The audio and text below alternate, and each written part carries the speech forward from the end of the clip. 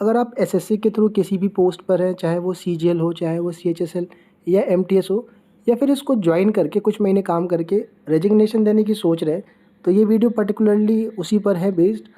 और इसमें हम जो कवर करेंगे उसमें पहले ये देखेंगे कि रेजिग्नेशन देने का कारण क्या होता है, क्योंकि जो लोग फर्स्ट टाइम सुन रहे होंगे या फिर जो लोग ये नहीं समझ पा रहे होंगे कि यार कैंडिडेट रेजिग्नेशन देते क्यों हैं, या फिर कुछ महीने काम करके जो छोड़ते हैं क्या रीज़न रहता है उसका, तो हम रीज़न पे बात करेंगे। दूसरा क्या तरीका रहता है, टेक्निकल और नॉर्मल दोनों पर बात करेंगे कि रेजिग्नेशन किस तरीके के होते हैं और क्या तरीका होता है उसको देने का। और जब हम रिज़ाइन करते हैं तो क्या कुछ बॉन्ड को लेके बहुत ज़्यादा मेरे पास क्वेरी रहती है जब पोस्ट प्रेफरेंस कवर करते हैं, या फिर अभी सीजीएल का भी मामला फंसेगा, 21 22 आसपास ही लगे हुए, तो क्या कुछ बॉन्ड का रहता है या फिर डॉक्यूमेंट्स, ओरिजिनल डॉक्यूमेंट जमा करा लेती है डिपार्टमेंट जो आप ज्वाइन करके छोड़ने की सोच रहे हो। और एक आखिरी सवाल हम जो कवर करेंगे वो ये करेंगे कि क्या कुछ महीने छोड़ करके जॉब करके छोड़ना सही रहेगा, या हम सीधा वही पोस्ट ज्वाइन करें जो हमें ज्वाइन करना है। तो ये जो लास्ट वाला पॉइंट हम आखिरी में कवर करेंगे। हर एक चीज़ इंपॉर्टेंट है, ध्यान से समझिएगा।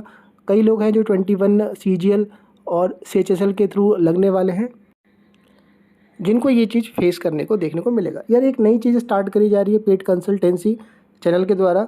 अगर आप सीजीएल, सीएचएसएल, एमटीएस के वेरियस इशूज़ से गुजर रहे हो, अगर आप ये अवेल करना चाहते हो तो आप ये देख सकते हो, जिसमें किन किन पॉइंट्स को कवर करने की कोशिश करी जाएगी। वो है ज्वाइनिंग प्रोसेस से रिलेटेड और डॉक्यूमेंट्स आपके जो भी इश्यूज़ रहते हैं, रेजिग्नेशन से रिलेटेड, क्योंकि मल्टीपल कॉल्स और ये सब चीज़ें मेरे पास भी इतना टाइम नहीं रहता है, इसलिए स्टार्ट करा गया है। अच्छा ये बता दूँ मैं आपको कि जो पोस्ट प्रेफरेंस सीरीज़ चलती है वो अलग है सीजीएल 22 के लिए गोल्डन बुक, और वो जो सर्विस है जो जिस पे हम कॉल पे पोस्ट ऑर्डर के रिगार्डिंग करते हैं वो अलग हम स्टार्ट करेंगे। ये डिफरेंट चीज़ है आपका। और मेडिकल टेस्ट को लेकर के भी रहता है, अभी सीबीआई को लेकर के, एनआईए को लेकर के मैसेज आ रखे हैं। अभी डिपार्टमेंट के स्टेट ऑप्शंस के लेकर के भी चल रही हैं। वैलिडिटी जो इसकी रहेगी यार, अभी जितने भी आगे एग्ज़ाम्स आप दे रहे हो तब तक आप मुझसे ये जुड़ सकते हो, आप 23-24, क्योंकि होता ये है कि सीजीएल आप इतनी जल्दी छोड़ोगे नहीं जब तक आपकी डिज़ायर्ड पोस्ट नहीं मिलेगी। और इसके लिए आप क्या है कि टेलीग्राम ग्रुप का नीचे लिंक दिया हुआ है, या टेलीग्राम पे आप सर्च कर लीजिएगा @SSC प्रीवियर, और मुझे डायरेक्ट मैसेज कर सकते हो। ये टेलीग्राम ग्रुप का कुछ ऐसा आपको इंटरफेस दिखेगा, यहाँ पर आपको ऊपर जा कर के मेरा नाम दिखेगा, इस पर क्लिक करके आप डायरेक्ट मुझे मैसेज करके अगर आप अवेल करना चाहते हो तो कर सकते हैं। और क्या चार्जेस वगैरह रहेंगे मैं आपको वहाँ पर डिस्कस कर दूंगा। देखो कारण हम देख लेते हैं पहले उसको रिज़ाइन का। तो सबसे पहला जो रीजन है, कॉमन रीजन है, वो जॉब प्रोफाइल का है, या कहें तो ग्रेड पे का है। मैक्सिमम लोग लो ग्रेड पे, यानी कि कोई 2800 ग्रेड पे से 4600 के लिए देखेगा, या फिर कुछ लोग एमटीएस होंगे, एमटीएस छोड़ करके 2800 ग्रेड पे, एक ग्रेड पे का रहता है। इसकी वजह से लोग ज्वाइन करके छोड़ देते हैं या फिर रेजिग्नेशन की सोचते हैं, वर्किंग है तो पहले से। दूसरा जो रहता है रेजिग्नेशन का, नॉर्थ पोस्टिंग का। मैक्सिमम जानते हो कि सीटें नॉर्थ में आती नहीं है, मैक्सिमम साउथ में, मुंबई, चेन्नई, बैंगलोर में, और सभी को होम पोस्टिंग का ही रहता है। अभी कुछ टाइम तक रहता है कि कहीं भी रह लेंगे, लेकिन जब जॉब करते हो कुछ टाइम के बाद आपको होम पोस्टिंग का समझ में आता है, तो ये बहुत बड़ा इशू है। तीसरा जो है यार वो वर्क प्रेशर, या कहिए तो ऑफिस का इन्वायरमेंट। बहुत सारे कैंडिडेट हैं जो एमटीएस के थ्रू या फिर सीएचएसएल के थ्रू आपका लगे हुए हैं, होम पोस्टिंग भी मिली हुई है, लेकिन वर्क प्रेशर कहिए या फिर ऑफिस का भी, कई कैंडिडेट ने एमटीएस की जो पोस्ट है तुरंत ज्वाइन करके भी छोड़ दी है। तो ये रहता है सबका अपना अपना, तो एक रहता है रीज़न। और चौथा जो है आपका कि एक आप देखोगे खास बात कि जब सीजीएल की पोस्ट नोटिस करोगे कि कोई बंदा सीजीएल के थ्रू सीएसएस ले रखा था, एएसओ की पोस्ट, फिर उसने एमईए ज्वाइन कर लिया या फिर उसने एक्साइज दिल्ली ही ज्वाइन कर लिया, तो लोकेशन उसकी दिल्ली रही है, लेकिन प्रॉब्लम बस रहता है कि जॉब नेचर, जो काम रहता है वो डेस्कटॉप वाली पसंद नहीं आई तो उसने फील्ड ज्वाइन कर लिया, किसी को फील्ड पसंद नहीं आई तो फिर उसने, तो ये एक रहता है जॉब नेचर का। तो इन कुछ कारणों की वजह से मैक्सिमम कैंडिडेट आप देखोगे कि रेजिग्नेशन की सोचते हैं। प्रोसेस क्या होता है, क्या तरीका होता है, तो दो तरह के रेजिग्नेशन होता है। एक आपका टेक्निकल रेजिग्नेशन होता है और एक सिंपल नॉर्मल रेजिग्नेशन। जो रेजिग्नेशन देने वाले होंगे वो बेसिकली दो तरह के हम कैंडिडेट डिस्कस करेंगे इस वीडियो में। आप एक बार देख लीजिएगा कौन सी कैटेगरी में आपका वो है। फर्स्ट तो वो है लोग जो पहले से ही वर्किंग है, यानी कहीं से जॉब कर रहे हैं, आप सीजीएल 18 से 17 से 16 से लगे होंगे और दूसरी पोस्ट आप ज्वाइन करने की सोच रहे होंगे, इसको छोड़ करके 3-4-5 साल आपने काम कर लिया है डिपार्टमेंट में। और दूसरे वो लोग हैं जो फ्रेश हैं, अभी पहली बार, जैसे मान लो आप सीजीएल 21 क्लियर किया हुआ है, सीजीएल 22 में भी आपके स्कोर अच्छे हैं और आपको सीजीएल 21 से मान लीजिए मुंबई मिला है एक्साइज, या फिर सीएजी में कई लोगों को नॉर्थ नहीं मिला, मतलब नॉर्थ का इशू फंस रहा है आपका, तो दूसरे स्टेट में अगर आपको मिलता है और आप फिर 22 में आपके स्कोर अच्छे हैं, आपको लग रहा है कि यार इसको ज्वाइन करके कुछ महीने छोड़ना रहेगा तो हम उनको कवर करेंगे। तो दो ही तरह के कैंडिडेट आपको देखने को मिलता है जो रेजिग्नेशन की तरफ देखते हैं।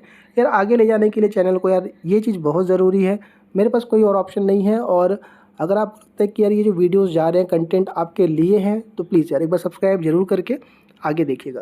तो पहला हम केस देख लेते हैं। जो लोग वर्किंग है 4-5 साल से डिपार्टमेंट में काम कर रहे हो और आप देख रहे हैं मैक्सिमम लोग जो काम कर रहे हैं 4-5 साल से मैक्सिमम मतलब मेन उनकी प्रायोरिटी टॉप प्रायोरिटी उनकी होम पोस्टिंग का ही रहता है।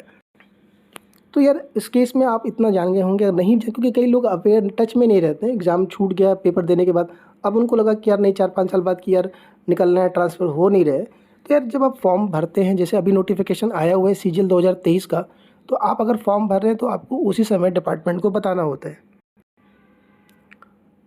तो जब तक आप उस डिपार्टमेंट को इंटीमेट नहीं करोगे तो होगा क्या कि जब आप डॉक्यूमेंट वेरिफिकेशन, जब मान लीजिए आपके सारे स्टेज क्लियर होते हैं टियर 1 से लेके, होता ये है कि हमें लगता नहीं है कि तैयारी हमारी होगी या फिर हमारा सिलेक्शन हो पाएगा उस स्टेज तक। अगर आप डीवी तक पहुंचते हो तो अगर आपने इंटीमेट कर रखा होता है, बता रखा होता है, तो एनओसी जो होती है वो आपको डिपार्टमेंट देने में दिक्कत नहीं करता है। अगर आप एनओसी लेके जाते हैं या एनओसी आपको अगर मिल जाती है जब ज्वाइन करते हैं नए डिपार्टमेंट को, तो इससे कुछ फ़ायदे रहते हैं। अगर मान लीजिए 5 साल 6 साल आपने सर्विस की है और अगर आप लो ग्रेड पे जा रहे हैं तो एक पे प्रोटेक्शन का रहता है। मैं इसको अलग कर दूंगा पे प्रोटेक्शन का, क्योंकि ये थोड़ा सा टेक्निकल चीज़ भी है, कई डिपार्टमेंट इसको नहीं देते हैं, उस पर भी हम बात कर लेंगे। उसके अलावा पिछली सर्विस आपकी काउंट होती है यार, ये भी इंपॉर्टेंट है कि अगर आपने 5 साल कहीं काम किया है और वो अगर नए डिपार्टमेंट में जाते हो और वो ज़ीरो हो जाए तो उसकी कोई वैल्यू नहीं रहती। लेकिन अगर आप इंटीमेट करते हो, टेक्निकल, इसी को टेक्निकल कहा जाता है, जब बता करके छोड़ते हो तो वो टेक्निकल होता है आपका। तो उस केस में क्या है कि आपको पिछली सर्विस आपकी काउंट की जाएगी। कुछ छुट्टियां आपकी जो होती है जो हर साल आपकी ऐड होती चली जाती है, जिसमें कि ईएल हो गया आपका, एचपीएल हो गया।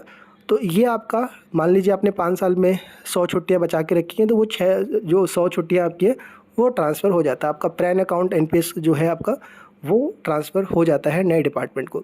अगर आपका डिपार्टमेंट इशू करता है, क्योंकि मैक्सिमम मैंने नोटिस करा है कई जगह से कॉल, क्योंकि देखो सीजीएल मैं 18 से कवर करते आ रहा हूँ पूरा पोस्ट प्रेफरेंस, तो मैक्सिमम हर डिपार्टमेंट से कुछ ना कुछ अलग अलग तरह के इशूज़ देखने को मिलते हैं।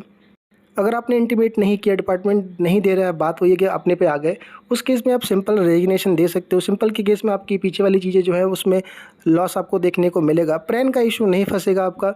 और रही बात की डिपार्टमेंट, जो नया डिपार्टमेंट है क्या वो कोई इशू करेगा, तो वो कोई इशू नहीं करेगा आपका, वो भी आपका ज्वाइनिंग प्रोसेस हो जाएगा। जो नए कैंडिडेट हैं, जो न्यू ज्वाइन करने वाले हैं, आपको मैं बता दूं कि अगर आप 21 सीजीएल से या सीएचएसएल से ज्वाइन करोगे, कुछ महीने काम करके छोड़ने वाले हो, तो जैसे ही आप ज्वाइन करेंगे तो उस टाइम पे कुछ फॉर्मेलिटीज़ होती हैं, कुछ चीज़ें भरवाई जाती हैं आपसे। उसमें एक आपका ये भी रहता है कि आपने जब इसके पहले जब ज्वाइन कर रहे हो उससे पहले कोई एग्ज़ाम का रिज़ल्ट तो पेंडिंग नहीं है आपका, या आपने कोई एग्ज़ाम्स दे तो नहीं रखा है, तो वो आप उनको इंटीमेट करते हो ज्वाइन करते वक्त। जो भी आपका एडमिनिस्ट्रेशन होगा वो आपका ये फॉर्म भरवाता है। नहीं भरवाए तो आप इसको खुद अपने एंड पे ध्यान रखिए, मांग करके फॉर्म वहाँ फॉर्मेट होता है, आप उनको बता दीजिए। इससे ये हुआ कि जैसे आप 2-4 महीने 3 महीने जितने महीने काम करके छोड़ोगे तो फिर वही वहाँ से आपको रिज़ाइन देने में इशू नहीं आएगा। लेकिन 3-4-5 महीने में मैंने नोटिस करा है कि कोई भी प्रॉब्लम क्रिएट नहीं होती, बिकॉज वहाँ ना तो ज़्यादा आपकी छुट्टियाँ बची होती है, टेक्निकल का भी कोई सवाल होता नहीं ज़्यादा। एक रहता है प्रॉब्लम प्रैन वाला, तो प्रैन वाला भी इशू रिजॉल्व हो जाएगा। लेकिन फिर मैं आपको कह रहा हूँ कि बेटर तरीका जो होता है डिपार्टमेंट छोड़ने का, वो आपका इंटीमेशन होता है, आप उनको बता दीजिए फॉर्म भरते वक्त। वरना आपको प्रॉब्लम यही रहता है कि सर्विस बुक भी ट्रांसफ़र होती है आपकी, तो इसलिए बेटर रहेगा कि ज्वाइन करते वक्त आप उनको इंटीमेट कर दीजिए। सवाल उठता है कि बॉन्ड मनी का। देखिए आप कोई भी पोस्ट ज्वाइन करिए, सीजीएल से लेके एमटीएस तक, कोई भी मिनिस्ट्री ज्वाइन करिए, कोई भी बॉन्ड आपको यहाँ एसएससी में ज्वाइन करने को नहीं मिलता, मतलब बॉन्ड नहीं भरना होता है। जैसे अगर आप देखोगे कि रेलवे हो गया या बैंक हो गया, तो वहाँ पर आपका बॉन्ड अमाउंट रहता है आपका, और यहाँ पर ऐसा कुछ नहीं है आपका। 1 महीने भी ज्वाइन करके आप छोड़ सकते हो। एमटीएस में कई कैंडिडेट ऐसे रहते हैं, ज्वाइन कर आते हैं, 2 दिन काम किया, काम पसंद नहीं आया, छोड़ दिया आपको। एक रहता है यार, देखो कुछ डिपार्टमेंट क्या करते हैं, आपका जब डॉक्यूमेंट वेरिफिकेशन होता है तो आपकी ओरिजिनल सर्टिफिकेट रख लेते हैं, जनरली 1 या 2 महीने बाद वो आपको देते हैं। तो यार इस चीज़ को थोड़ा अवेयर रहिएगा, इसको लेकर के एक बार जॉब प्रोफाइल आप देख लीजिए, क्योंकि अभी एक केस फंसा था कि कैंडिडेट है, उसका एमटीएस का था डीवी और उसका ओरिजिनल रखवा लिया, जॉब पसंद नहीं आया उसको, कुछ चीज़ का काम वर्क प्रोफाइल ही कुछ ऐसा था आपका, तो उसने पहले ही दिन जॉब छोड़ दिया, रिज़ाइन करने की डिसाइड कर लिया कि मैं नहीं ज्वाइन करूँगा, मतलब 1 दिन काम करने के बाद नहीं कंटिन्यू करूँगा इस पोस्ट को। तो फिर वही डॉक्यूमेंट वाला इशू फंसा दिया उनका कि आपको एटलीस्ट 1 महीना तो करना ही पड़ेगा, राइट। तो यार ये थोड़ा सा ध्यान रखने की चीज़ है आपको कि इसको आप एक बार क्रॉस वेरीफाई कर लीजिएगा कि एक बार क्या चल रहा है आपके जो बैच के लड़कों ने ज्वाइन किया होगा कि क्या इशू, क्योंकि डिपार्टमेंट में वर्क प्रेशर बहुत ज़्यादा है, खासकर लो प्रोफाइल पे अगर हम बात करें 1900 और एमटीएस ग्रेड पे भी तो बहुत दिक्कत, लड़के रुक नहीं रहे, हाई क्वालिफाइड लोग आ रहे हैं। तो इसमें क्या है कि डिपार्टमेंट कैसे भी चाह रहा है काम निकलवाने के लिए कि कैंडिडेट रुके। तो आप अश्योर हो लीजिएगा, बिकॉज अभी आगे अगर आपका सीजीएल वगैरह है तो आपको प्रॉब्लम आ सकती है। रही बात सीजीएल वगैरह की पोस्ट पे, तो हाई ग्रेड पे कोई ऐसा इशू नहीं है आपका, कोई भी बॉन्ड या फिर डॉक्यूमेंट्स कोई ओरिजिनल जमा नहीं करवाता आपका।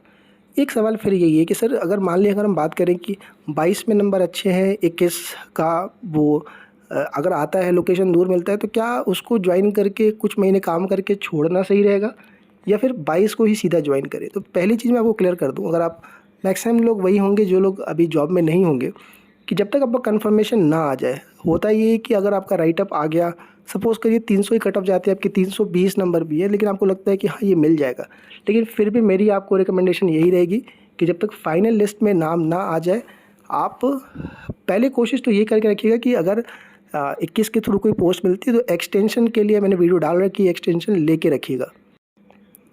और अगर ग्रांट ना करे तो उस केस में अगर आपका लिस्ट में नाम नहीं आता है, भले आपके नंबर भले जितने भी हों, आप इसको ज्वाइन कर लीजिएगा। कुछ महीने की ही बात रहेगी लेकिन ज्वाइन कर लीजिएगा, कोई इशू नहीं आता है।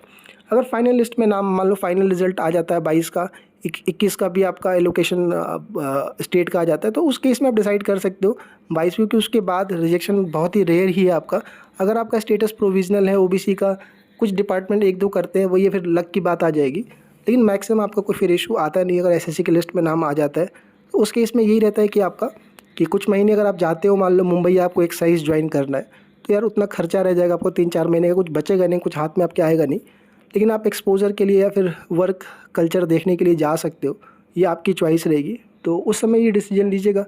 बाकी कुछ है तो यूट्यूब कमेंट में डालेगा, मैं ट्राई करता हूँ यार उसको रिप्लाई करने का।